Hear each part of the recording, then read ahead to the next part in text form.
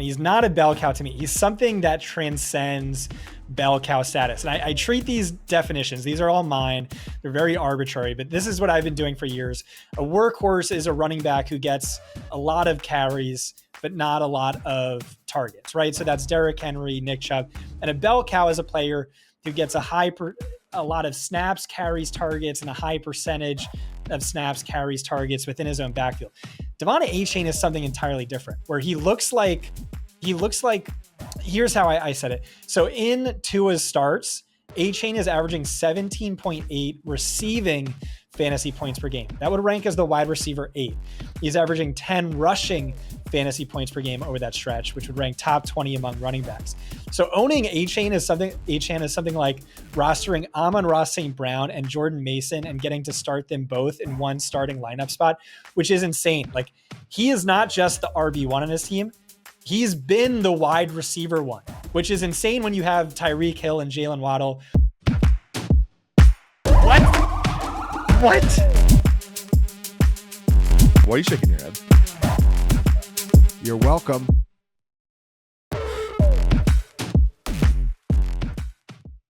Is DeAndre Hopkins a weekly high-end wide receiver 2 moving forward? Welcome to the School of Scott. I'm Theo Gremminger. Every week, Scott Barrett and I are going to take a deeper dive into the box scores and help you become a better fantasy football manager. And everything that we discuss here on School of Scott is available to you through FantasyPoints, through FantasyPoints data, and through Scott's article, The Everything Report. And it's not called School of Scott because it's Theo Gremminger's show.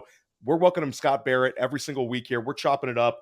Scott, this is a really fun one. We had the trade deadline today. We're going to get to that. But I got to get your opinion on D-Hops. We had a massive week for him. He finished as wide receiver 4 on the week, and it was just the impact he had on the offense. Patrick Mahomes was with his first 3-touchdown game since week 7 of 2023. Is DeAndre Hopkins here to stay? Yeah, so that's an interesting note to start off with. Was Patrick Mahomes is like one of the most disappointing fantasy quarterbacks. He exceeded 17 fantasy points once over his last 15 games heading into week 7. And then he had 18.2. So he exceeded that mark in week 8, and then 24.5 in week 9, his highest in, 17 games, maybe even more than that. And maybe that's the DeAndre Hopkins effect. I think it's a little too early to call it, but it's at least very encouraging. Hopkins only a 62% route share. Keep in mind, he doesn't know the full playbook. So ideally that should just continue to grow from there. He caught 8 of 9 targets for 86 yards and 2 scores. And this very much looked like the Rashee Rice role. Andy Reid told us he would be playing the Rashee Rice role, and it looked a lot like it. He ran 45% of his routes from the slot. 6 of his 9 targets came on slants, shallow crossers, and screens. Those are like, those manufactured touches, the Rashee Rice targets. And we know that's a valuable role. Rice himself averaged 19.5 fantasy points per game over his last 9 full games. So all this very encouraging, very exciting. I think, he's a mid-range wide receiver 3 for me this week. And then I want to see that route share continue to climb. But I mean, yeah, this is all really good, but it's also, we have this broader sample of the Chiefs being really content to just win with their defense and their ground game. It was a bit of a shootout last week. That's my thoughts. What are you thinking with DeAndre Hopkins? Yeah, I think you sort of nailed it when you talk about how he's sort of still playing a limited role, and he was able to put up this massive scoring output. He had the 2 touchdown catches, but like you said, it's the limited routes. I think he can expand on that. And also it was about a 20% target share. And I think he can expand on that as well. And it's funny, we're sitting here complaining at the beginning of the year about Patrick Mahomes' output when he's got like Rashee Rice and Xavier Worthy and Isaiah Pacheco. And now he's surrounded by all these old guys. And it's like the complete old guy revolution in Kansas City with Kareem Hunt, Travis Kelce, and now DeAndre Hopkins. And we finally get a 3-touchdown week. I don't know if that's static. I think Mahomes was one where the matchup helped him. I think Tampa Bay is a generous one to opposing quarterbacks. But hey, DeAndre Hopkins, if this role keeps expanding, I think I might be a little bit higher on him than you are this week. But I think you're probably the pragmatic one with the, high end wide receiver 3 role. But I think that could grow into like a mid wide receiver 2 level role as long as he stays healthy. And the guy looks completely comfortable in Kansas City. The guy's doing like the Remember the Titans dance. So it's great to see DeAndre Hopkins with like this immense joy chasing his first Super Bowl ring. So that's a fun one. Got to talk to Yeah, you. I'm with you. I'm with you. I just want to see that route share continue to climb, but definitely could be easily a mid-range wide receiver 2 in this role, given what we saw with Rashee Rice. Again, 19.5 fantasy points per game over his last 9 full games. And for the folks at home who missed last week's episode, we were talking about how perfectly suited we believe DeAndre Hopkins would be for this role, because he averaged nearly 3 yards per route run from the slot last year, also ranked top 6 in slot ass. I remember you chuckled when I said that last week. And it's just, for a player at his age, declining athleticism, but still a really strong route runner, power slot possession guy, I think this is the perfect role for him. And to your point, yeah, it's hilarious what a plug and play offense has become, just signing dudes off the street and trading for old guys who were last relevant 4 years ago. And it seems to be working. Yeah, no, for sure. And we absolutely, like, in case this is your first time tuning into our show on YouTube or your first time listening to it on a podcast, Scott and I generally run pure on our predictions. So just a little warning, the info we give you is probably going to come true. But one guy that we've been high on for multiple weeks is Chase Brown. And it's sort of like the power of fantasy points data, where this guy checks off the boxes, so many metrics for so many weeks that you could almost foresee a breakout happening. Then you get Zach Moss breaking down. It's announced that Zach Moss is going to miss several weeks. Travion Williams steps into the running back 2 role, a very limited player, and Chase Brown did exactly what you want.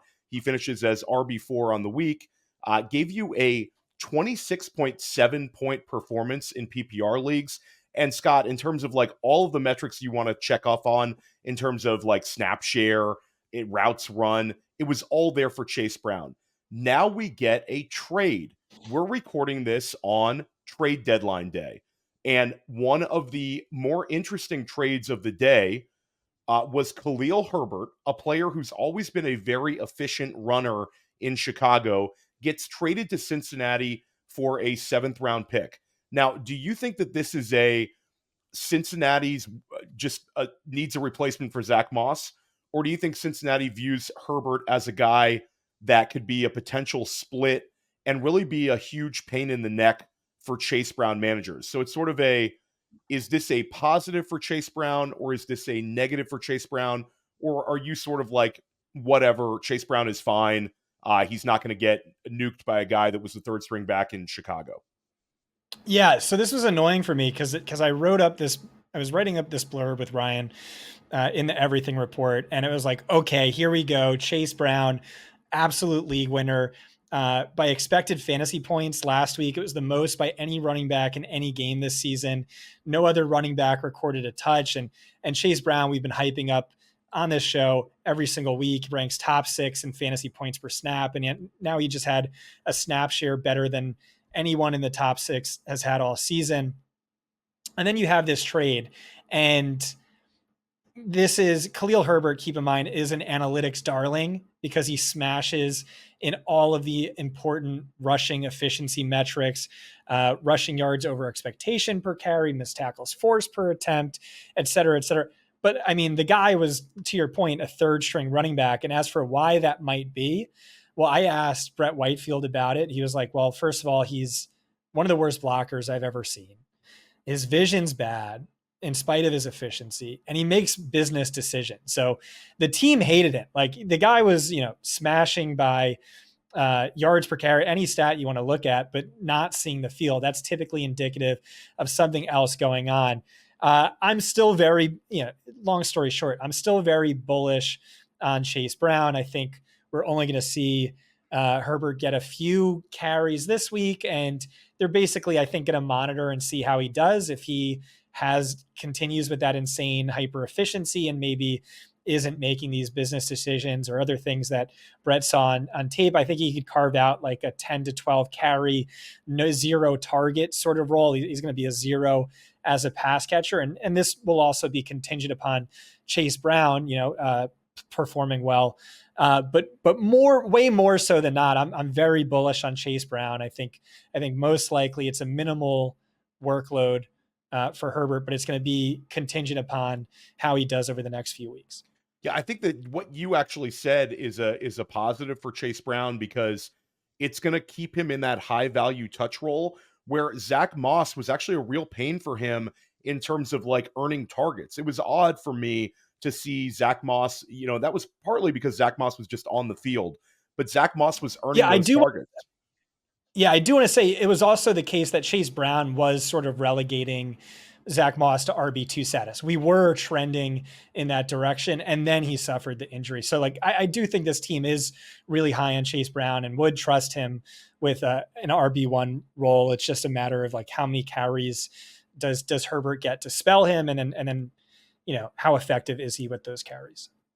For sure. We're going to take a quick break, and when we come back, Scott and I are going to discuss the bell cow usage for Devon Achane, who might be the league winner for the rest of the season. Welcome back to School of Scott. Theo Gremminger and Scott Barrett breaking it down every single week right here at Fantasy Points. Make sure you're subscribed to the YouTube channel at Fantasy Points as well. You can get this show as a podcast, or you can watch us on YouTube. And one great thing about watching us on YouTube is seeing how excited Scott is going to be when he's discussing this increased usage for Devon Achane. Scott, my question to you is, will Devon Achane lead all running backs in receptions when the season is over?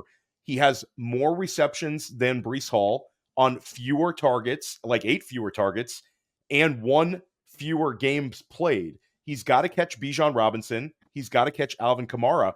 But leading running backs in receptions would be a massive, massive win for a player who we wanted this role to grow this year, but it's really been like crazier than anybody could even imagine in his role as a receiver.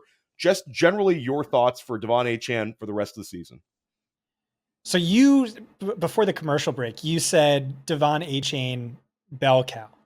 And he's not a bell cow to me. He's something that transcends bell cow status. And I treat these definitions, these are all mine. They're very arbitrary, but this is what I've been doing for years. A workhorse is a running back who gets a lot of carries, but not a lot of targets, right? So that's Derrick Henry, Nick Chubb. And a bell cow is a player who gets a lot of snaps, carries, targets, and a high percentage of snaps, carries, targets within his own backfield. Devon Achane is something entirely different, where he looks like, here's how I said it. So in Tua's starts, Achane is averaging 17.8 receiving fantasy points per game. That would rank as the wide receiver 8. He's averaging 10 rushing fantasy points per game over that stretch, which would rank top 20 among running backs. So owning Achane is something like rostering Amon-Ra St. Brown and Jordan Mason and getting to start them both in one starting lineup spot, which is insane. Like, he is not just the RB1 on his team. He's been the wide receiver 1, which is insane when you have Tyreek Hill and Jalen Waddle, as talented as they are. 17.8 receiving fantasy points per game, above Tyreek's 14.5. By target share, he's basically tied with Tyreek, 20 to 22%. Jalen Waddle all the way down at 12%. Absolute insane usage, insane production. His efficiency is back. Remember, several weeks ago, we were speculating he was playing through injury, but since the bye, he's been back at a 6.4 yards per carry. His usage and volume is getting even better. 80% route share last week, which is insane for a running back. With Raheem Mostert fumbled, barely played after that. And so Achane was back to getting all of the goal line work.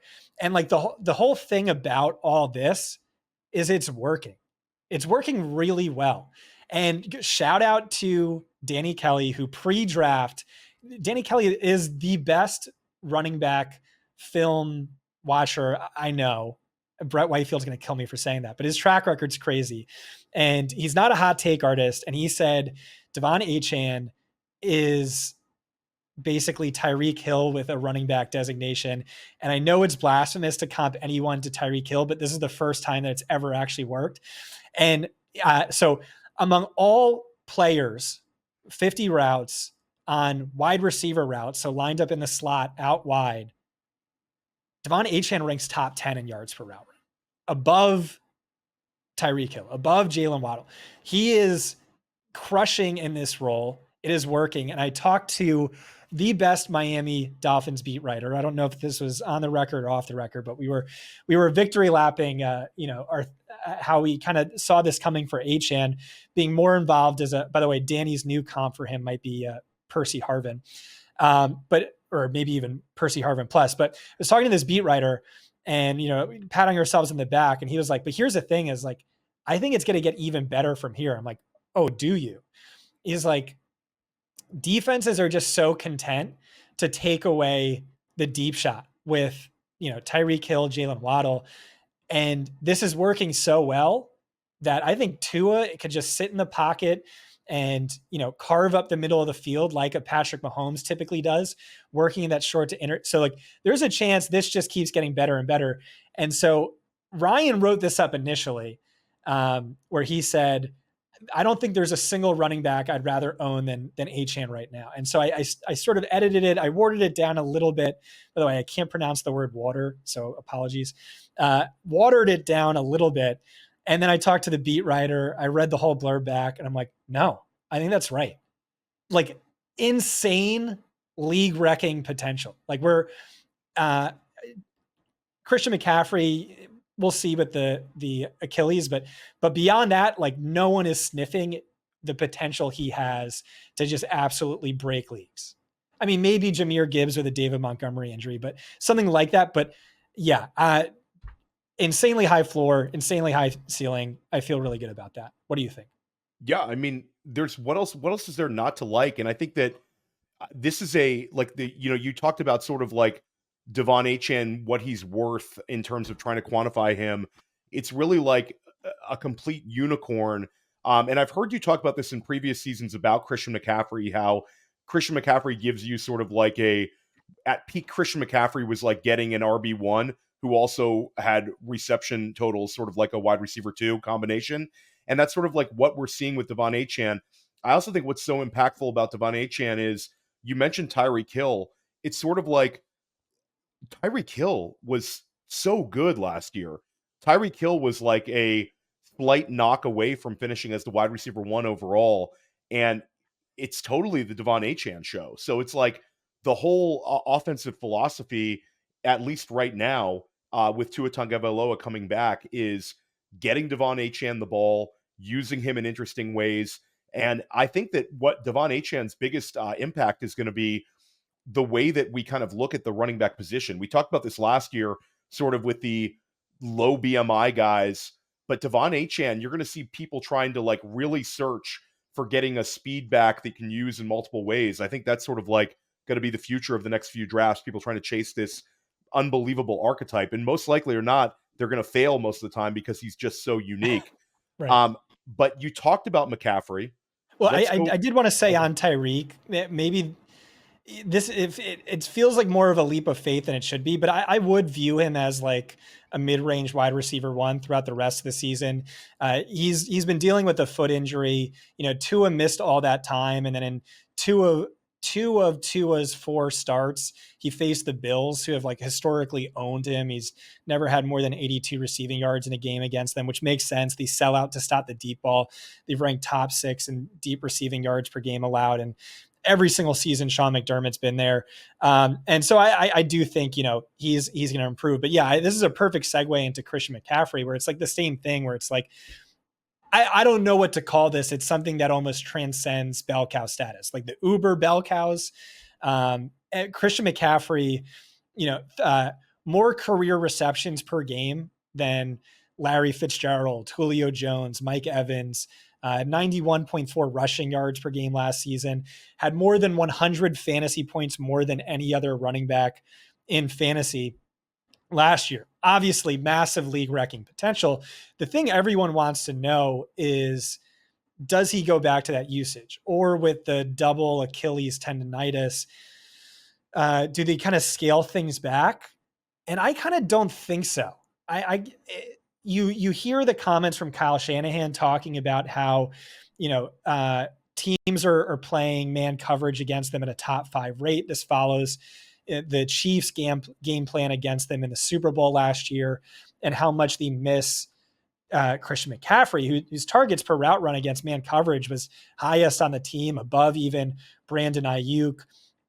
And so they've really missed him. And with this 4-4 record, I don't think they have the luxury to really take it easy on him. And then just his mere presence on the field really changes how defense can attack them. Ultimately, I don't really know, but my personal lean is, and maybe this week is different because it's the first week back, but my lean is he's kind of back to being the McCaffrey of old. And then just for the 49ers offense in general, I think this has a dramatic impact on the efficiency of all key players involved. And we've been talking about this, but like George Kittle is easily, overwhelmingly the overall tight end 1 to me. I think Debo, you look at his with without Brandon Ayuk splits, could be a high-end wide receiver 1. I think Juwan Jennings is being massively slept on. More than likely than not, he's not going to be an every week contributor for you, but I just like the league winning upside is there and not priced in. And then Brock Purdy, he's averaging the exact same amount of fantasy points per game as he did last season. But that's because he's like 17% less efficient, but dropping back 17% more often. I think he will benefit. I think potentially all these players can benefit from the return of Christian McCaffrey. And Scott, I knew you were incredibly bullish on Juwan Jennings a few weeks back when we had sort of the waiver wire discussion when it was the Brandon Ayuk loss for the season, and we went through all these guys. Do you think that there's a chance in the with the bye week where it's like self-scouting that San Francisco might actually go with Pearsall over Jennings if Jennings is fully healthy? Or do you think this is we're going to see what we had at the beginning of the season with Jennings? Or do you think there's a little bit of like uncertainty in this situation? What's your gut reaction? Because I know for some, Pearsall is going to be on waiver wires for them. Yeah, to me, the heavy lean is Juwan, partly because of how effective he's been. He's top 5 in yards per route run. He's top 3 in separation win rate. He had that insane 50 fantasy point outing, which, you know, Debo's never had in his career. And then it's also because Pearsall has missed so much time. You know, he joined the team a week later. He was hurt. He missed, 6 weeks. And then he picked up another injury. He missed a bunch of time, and then he got shot in the chest, and he missed a bunch of. So I just think he's raw. I don't really think he's quite ready. Whereas Juwan Jennings has years of experience in this offense, but who knows? We'll see. They drafted him high. We really bullish on the prospect, so you never really know. But my lean is Jennings. It's going to be definitely an interesting one when these teams come out of bye weeks. We learn a lot about them. I certainly agree with you that Christian McCaffrey, I don't think they bring him back just to like use him in some like James White role. It's going to be a lot of Christian McCaffrey, or we'd see him sitting a little bit longer. We're going to take a quick break, and when we come back, Scott, JSN, wide receiver 1 on the week. Is this going to continue? Welcome back to School of Scott. Scott, we had what we've been waiting for a while. JSN was drafted in the first round in 2023. This is a player that was largely loved by all fantasy analysts. This is a guy that kind of projected to be this mega target earner. There were some who were comparing him to like a future Cooper Kupp.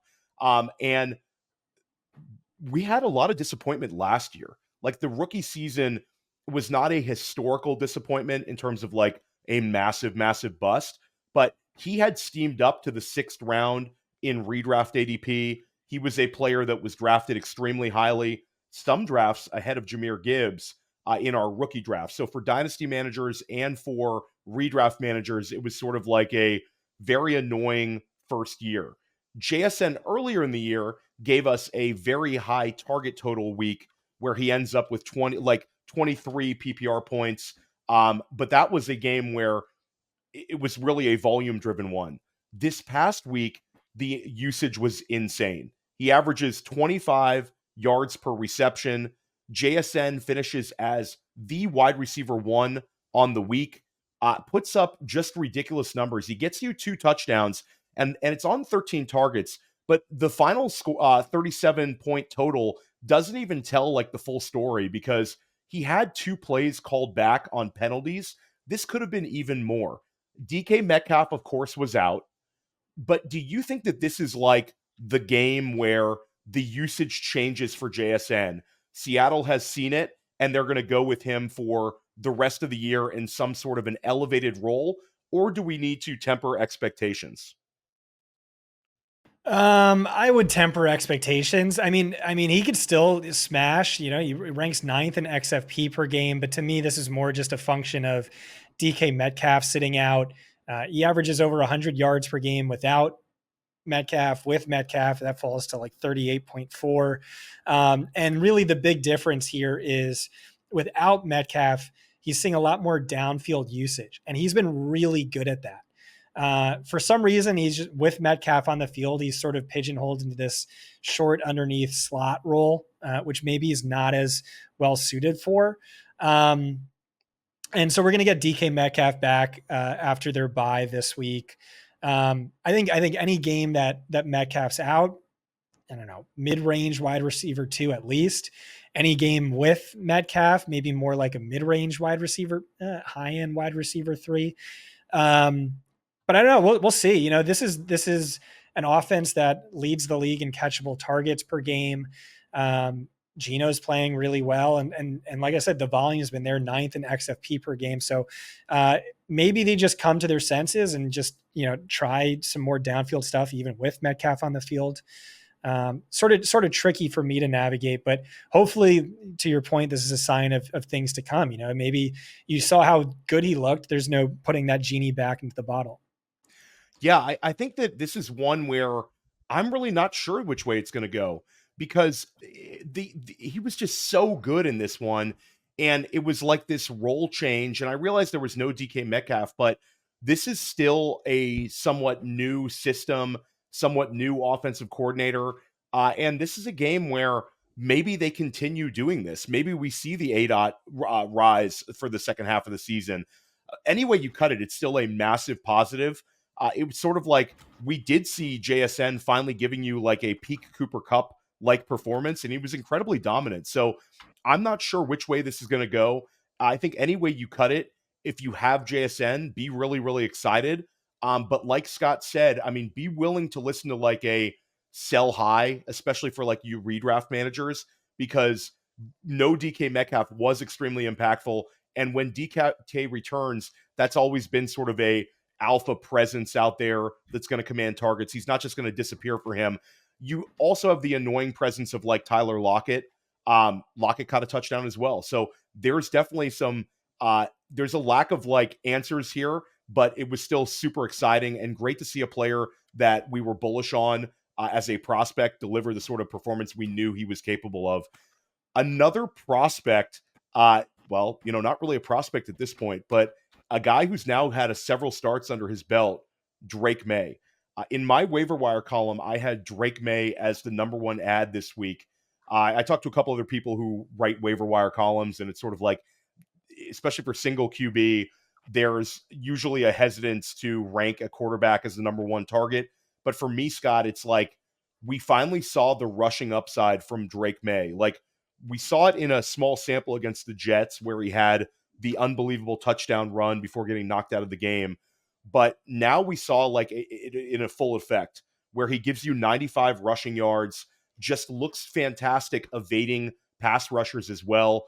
This is a big time player.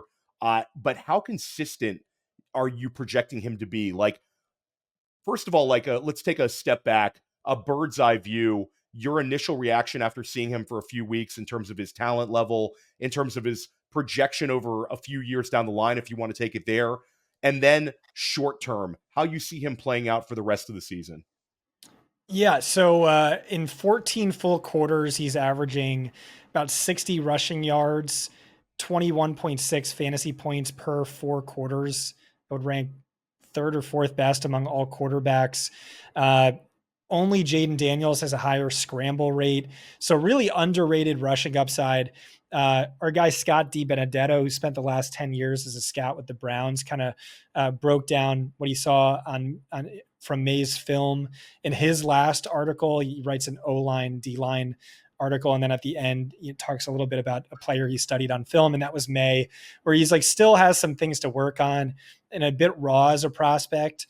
But like, if anything, that just like makes me more excited, more bullish. We're like, yeah, look how good he's been, and he has room to grow, and he's doing all this with a bottom 3 supporting cast that should have a top 3 draft pick this year. I'm extremely bullish.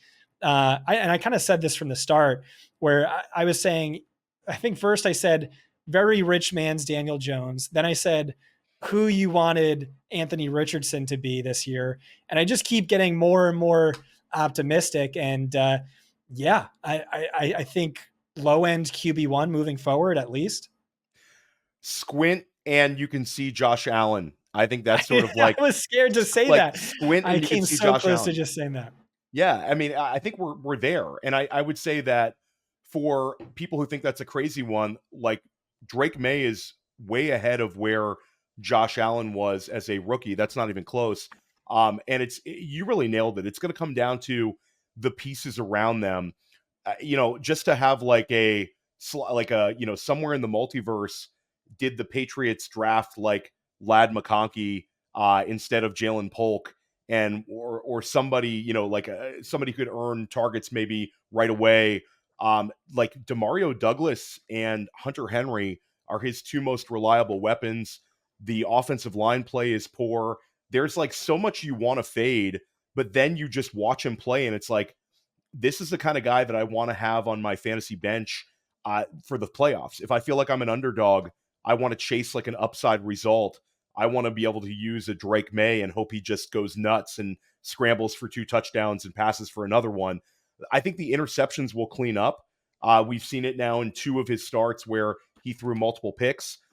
That's part of being a young quarterback, and like you said, part of being in a bad situation. But hey, I'm super bullish moving forward. Josh Allen sort of tormented this franchise for years and years.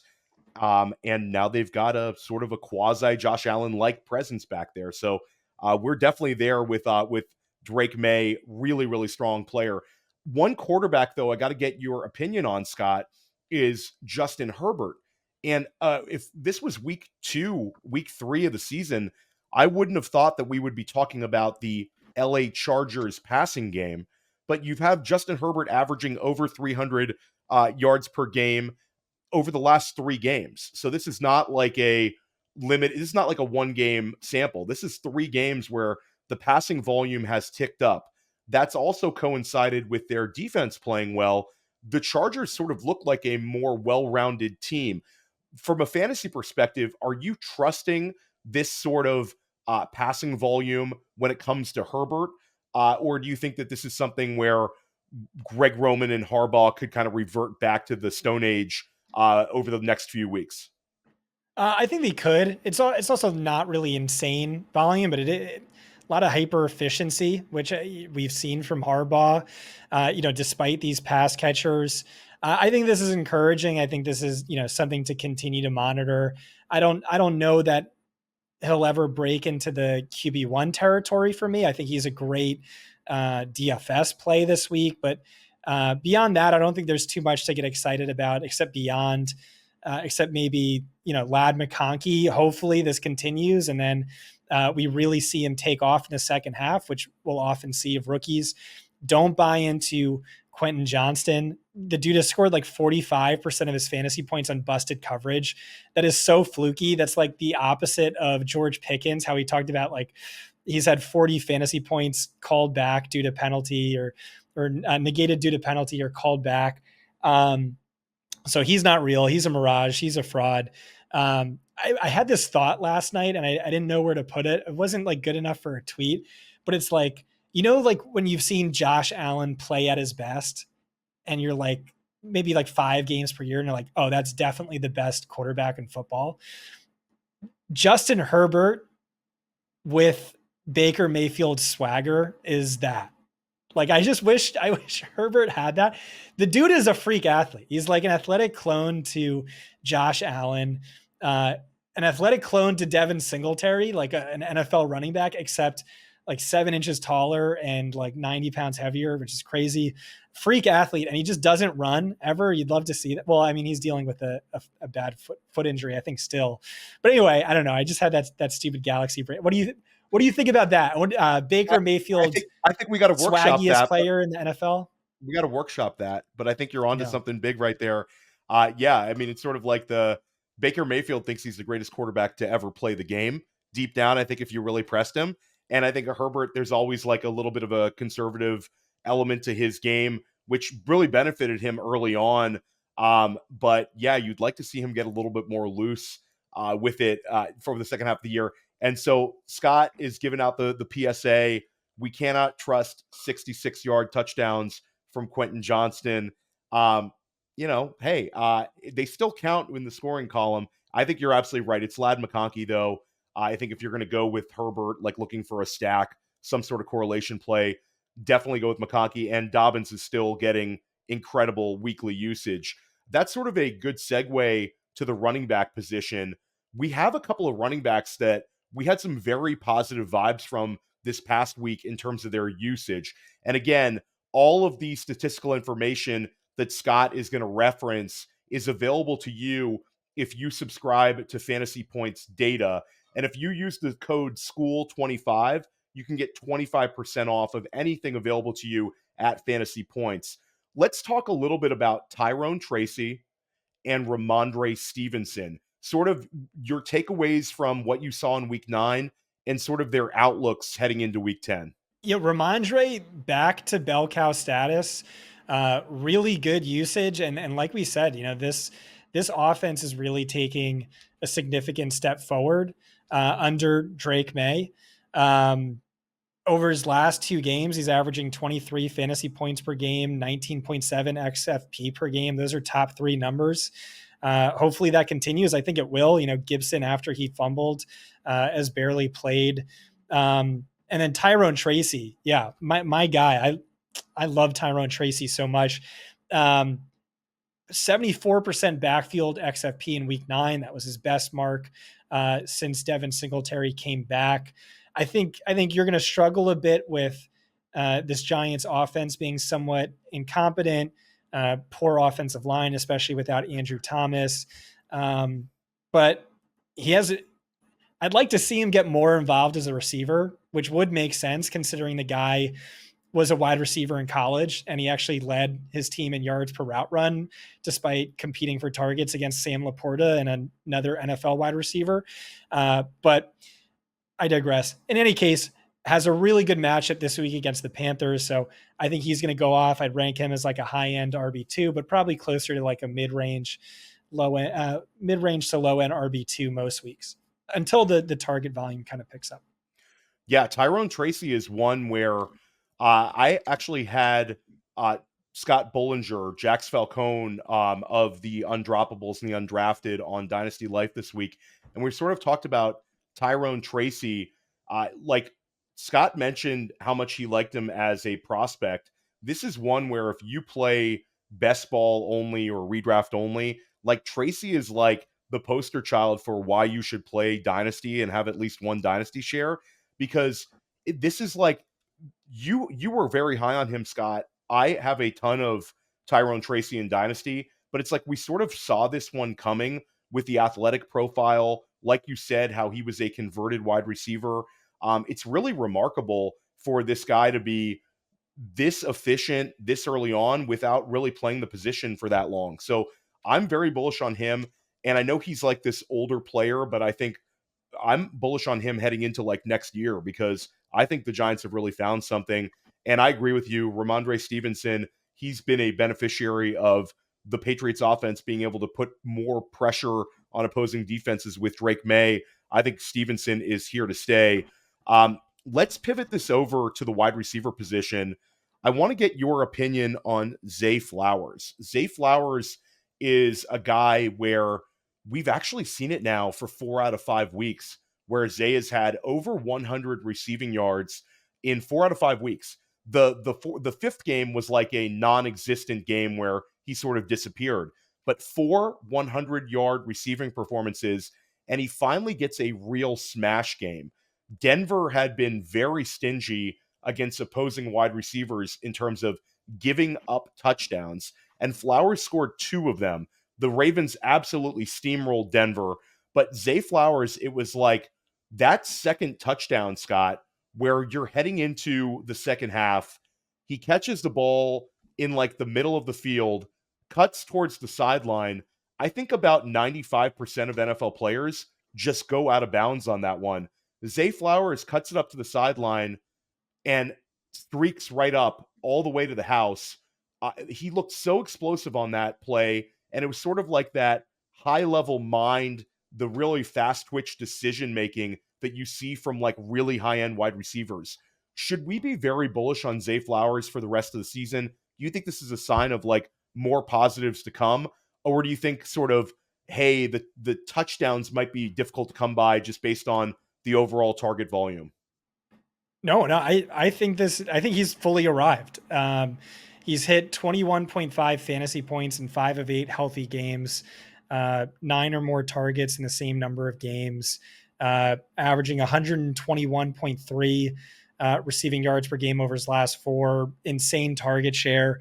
I think he's fully arrived. I think he's a fantasy stud, high end wide receiver 2 at least. Per Josina Anderson, we shouldn't expect. It was also interesting, like they're using him as the wide receiver 1. They moved him all around the line of scrimmage, way more slot snaps last week to get him away from Patrick Surtain. That's the sort of thing you do with your wide receiver 1 when he's the focal point of your offense. Lamar Jackson is absolutely balling out of his mind this year. Easily fantasy's QB1. He's not even really using his legs as much as he typically does. He's hit 280 passing yards in 5 straight games, averaging over 300 yards per game, 3 touchdowns per game, with a league best 134.2 passer rating. Like this offense can fully support multiple fantasy relevant wide receivers. And so Deontay Johnson enters into the mix.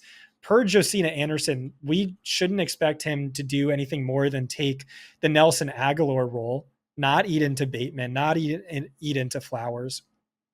And so I kind of buy that. And for a team that plays a lot of 12 personnel, that really doesn't amount to all that much. And I really buy into that. And we kind of talked about my conspiracy theory with Dave Tepper, the pettiest man alive. I will say his snap share dropped to 54%. So that's something to watch out for. But I really think that's just because, this is a non-competitive 41-10 blowout and his route share was up at 71%. So not reading too much into that, but yeah, that's kind of my vibes on it. I think, one of the most potent, deadly offenses in football. And by every measure looks like the clear wide receiver 1 and, a hyper efficient one at that. Yeah, no, I'm totally with you. Zay Flowers is one where if you have him, be very, very excited. And I actually think that he's a buy high in Dynasty because we're starting to really see him develop, and it's only year 2 for him. Great week for your 2023 first round picks. You had Quentin Johnston, JSN, and Zay Flowers all going off. Even Jordan Addison scored a touchdown as well. So we're going to dive into a number of other wide receivers, some sort of changing values among veteran wideouts after a quick break. Last week on School of Scott, we both went crazy for Josh Downs. I said I would start Josh Downs over pretty much anybody. I had Josh Downs as like low-end wide receiver 1, and not so good. Indianapolis goes into Minnesota. Very disappointing offensive performance all around, but certainly for Josh Downs. Scott, should we change anything with Josh Downs? Still really for this season, it's been nothing but positives with him and Joe Flacco. Now we've seen sort of what a negative looks like. Is this a sign of things to come, or is this a don't worry, Josh Downs is going to be perfectly fine? He's going to be perfectly fine. He's still a high-end wide receiver 2 in my eyes. It was just a bad game from Flacco and the offense up against a really tough defense. But he ranked top 5 among all wide receivers in target share. That's exactly what you want to see. I remain as bullish as ever. Yeah, me too. And I had a couple people in like my DMs this week about Josh Downs, and I'm like, I'm fine with Josh Downs. It was just a very disappointing game in general. This was one where Minnesota has been so like fantasy friendly in terms of being like a pass funnel, allowing wide receiver production. This looked like it was going to be a really good one for Josh Downs, but I'm with you. I'm not worried about this one. I want to talk about Darnell Mooney and Jacoby Meyers. These are two players where, Scott, you've been all over Jacoby Meyers for like several weeks now, and you're starting to see it. Jacoby Meyers is like, I don't even know what I want to call him now. I think my trust level for him is like low end wide receiver 2 now. And Darnell Mooney is a guy that we really need to talk about. Mooney has his most touchdowns he's ever caught in his career in a single season. Mooney also was incredible on a first read rate this past week when Drake London missed some time. And Mooney is, I believe, second overall among all wide receivers in catches over 20 yards. So he's just having a tremendous year in Atlanta. Sort of your thoughts on Meyers and Mooney and your trust level for these two. Yeah, Jacoby Meyers, I mean, he looks every bit the part of like a fantasy wide receiver 1, insane usage, insane volume. And we've been talking about this for a number of weeks now. I will just say the level of uncertainty is raised a little bit with the offensive coordinator change, with potentially benching Gardner Minshew for Desmond Ridder, which would be really stupid. But yeah, I think mid-range wide receiver 2, just because the volume usage has been that good, and he's done well with it, despite, Las Vegas's offense otherwise struggling, having the worst rushing game of any offense in like at least 20 years. And then Darnell Mooney, yeah, crazy. So Drake London suffered that injury. Darnell Mooney catapulted into wide receiver 1 status, had a 67% first read target share, 40% raw target share. And so you look back since week 2, he ranks 9th in air yards, 8th in targets, 7th in XFP, 8th in fantasy points on a per game basis, top 13 in XFP per game, fantasy points per game. And the crazy thing is, like, this volume is well earned. It's deserved. He ranks behind only Justin Jefferson in total EPA among wide receivers. That's 19 spots ahead of Drake London. So if anything, like, he's deserving of more volume. And so, yeah, this is, like I said, 13th in XFP per game, 13th in fantasy points per game. And like, how are people viewing him in their own leagues? Like, wide receiver 26. I don't know. But yeah, I'd be starting him as a easy wide receiver 2 moving forward. Yeah, and I think sort of the lesson learned with Darnell Mooney is these free agent signings, like the writing was sort of on the wall for him to take an increased role, return back to like where he was in like a year 2 in Chicago. But Atlanta had a plan for him. We heard Raheem Morris talk about him in a positive light in the offseason, and we've certainly seen it. And Scott, it's like, what did it cost? What did Darnell Mooney's breakout cost? Well, it sort of a little bit cost Kyle Pitts.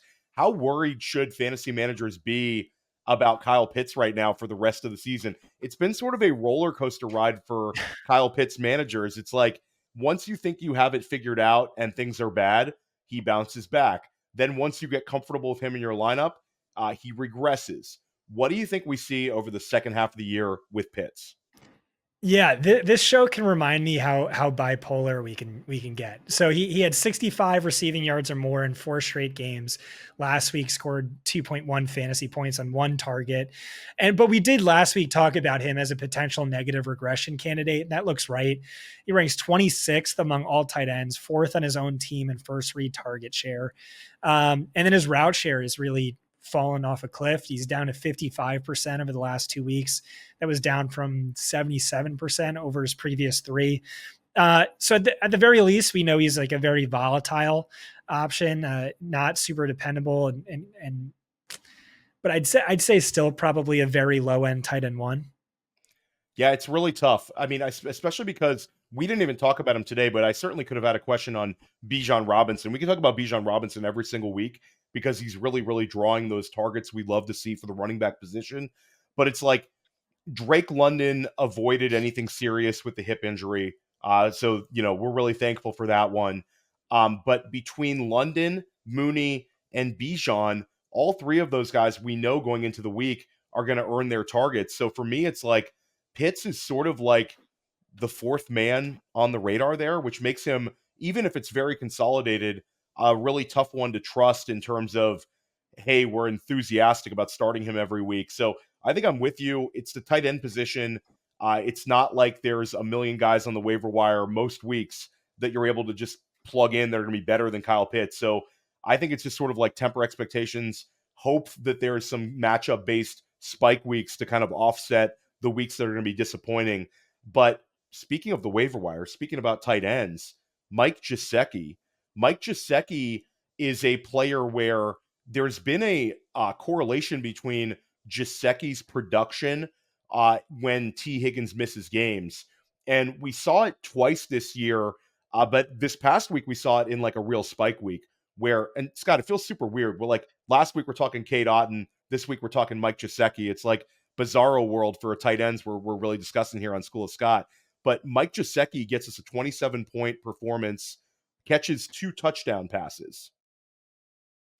What are your where are you at on him for the rest of the season, especially with Eric All now looking like he suffered a potentially career, not career ending, but certainly a career affecting derailing, injury. yeah. Derailing, yeah. Yeah, so I'm kind of not buying into this as being real. For Cade Otton, it for sure is.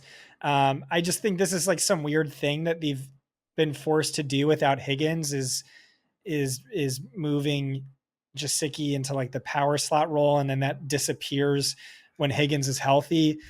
Eric All, he was only mildly involved in the offense, like a 25% route share. Cade Otton, I mean, like easy high end tight end one moving forward. Gesicki, I don't know. It really, maybe a mid-range tight end one without Higgins. With Higgins, I don't know. I'd need to see a few really productive games before I buy into that. And don't forget, it was Gesicki who was seemingly featured last week, but it was supposed to be Jermaine Burton. And then what was your slot joke? Oh yeah, I said it was so I split a main event team with Scott and Abib Agbatoba, a friend of ours who's a fantastic FFPC manager. He's won the grand prize 500K 2 years in a row. But Abib, if you're listening in, Abib, I got you this year in the Hardway League. I'm ahead of Abib in one of our real competitive leagues, so I'm holding on to that one. But yeah, Abib, one of the best out there. Highly recommend First and 15 if you're looking for another podcast in your feed. That's Abib's podcast. But I send it to you guys. Jermaine Burton, literally, what a horrible week. Jermaine Burton was supposed to have not only increased usage, but he was supposed to have like his featured breakout game. So somewhere in the multiverse, those 2 touchdowns to Mike Gesicki end up going to Jermaine Burton. And then you see Joe Burrow just furious at him on the sideline. Just the body language was like intense, about as angry as you've ever seen Joe Burrow at a teammate, or really ever. Joe Burrow was just steaming around Burton. And then a few hours later, you see Jermaine Burton goes, and some people said he was wearing the same shirt he was wearing on the sidelines, just goes right to the casino, parks up at the slot machine. So I said it was elite slot usage by Jermaine Burton right there. So yeah, you never know what you're going to get in the NFL. Here at School of Scott, we did it for a few weeks. Now we're trying to get back to it. We want to take your questions. So make sure you're following Scott and I on X. We're going to drop once a week until the end of the year, basically a day where we're going to have you post your questions. We had a couple of interesting ones this week. We're going to start with Nick Olo at Sicilian Olo on X. Cooper Kupp or George Pickens rest of the season, Scott? Kupp for me as well. Okay, we're going to go. We had a Quentin Johnston one. We're not even going to answer that one because Scott already eviscerated him. Here's a good one from Mitchell Mom, and who is Mimo on X? How do you think about youth versus skill/fit? Particularly, I'm trying to value Josh Downs versus DeAndre Hopkins breakout. So it's sort of like I saw the disappointment with Josh Downs this past week, and I saw DeAndre Hopkins put up a smash week. It's sort of like do I trust what just happened versus several weeks in the past? I'm still going Josh Downs if I had to pick one for the rest of the season. I'm guessing you're in the same boat there, Scott. Yeah, for sure. Okay, let's take one more. This is an interesting one from Freddie. It's at Freddie 22 on X, and he says, "What do we do with Jalen Waddle in redraft and in Dynasty?" This is a frustrating one for fantasy managers. Do you see?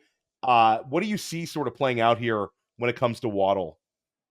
I have no, it's so bizarre because like I'm so convinced this is an extremely talented player, but it's like he's redundant to Tyreek Hill, who's maybe the greatest deep threat of all time. And then he's apparently redundant to Devon Achane, who's like elite in this short to intermediate area of the field. Um, I don't think there's anything you can do. I don't think you could sell him for anything, and I don't think he's going to do anything. I will say he maintains elite contingent upside should Tua stay healthy and Tyreek get hurt or Achane get hurt. But unless that happens, I don't know. It's really rough right now. Yeah, it's about as bad as it gets. He's a guy where you can't put him in your lineup, and in Dynasty, this is a massive sunk cost if you took him this year in a Dynasty startup. I'm talking Dynasty rankings with Thomas Tipple from Fantasy Points as well. Shout out to Thomas. But we're talking about guys and like where we're ranking them right now, and I'm doing my own wide receiver Dynasty rankings, and I keep moving Jalen Waddle down. And I don't want to be too reactionary this year with all the quarterback issues Miami had, but it's just like there's so many guys I'd rather have than him in Dynasty that 6 months ago I would have laughed off that sort of trade offer. Like, Scott, right now, Zay Flowers or Jalen Waddle in Dynasty? Oh, Zay, Zay easy. Flowers, easy. Jaden Reed, and easy. JSN. There's all these Yeah. guys where I've seen it now, and now we've got another class coming in next year where we've got guys like potentially Travis Hunter and Tet McMillan and all these guys come up in this class. So like this has been a very poor year for Jalen Waddle after such a great start to his career. So I don't know what to tell you with that one other than just be very frustrated. Scott, what do you have going on for the rest of the week here? Oh boy, now I shift to DFS full time for the rest of the week. So check out Outside the Box, check out Slate Breakdown, Sunday Update. Hang out with us in Discord. You need to be a premium sub or all in sub to access the DFS channel in Discord. That's typically where I live. What about you, Theo? Just grinding away. I've got my Dynasty article coming out right here at Fantasy Points. And make sure, again, if you want to read Scott's article, want to read my article, and you want access to all this amazing data, use the code SCHOOL25. That's going to get you 25% off everything at Fantasy Points. And we're going to continue to crush it right here on the pod every single week. Make sure you subscribe to the YouTube channel as well. Some great shows every single week right here over at Fantasy Points. And we'll see you next week.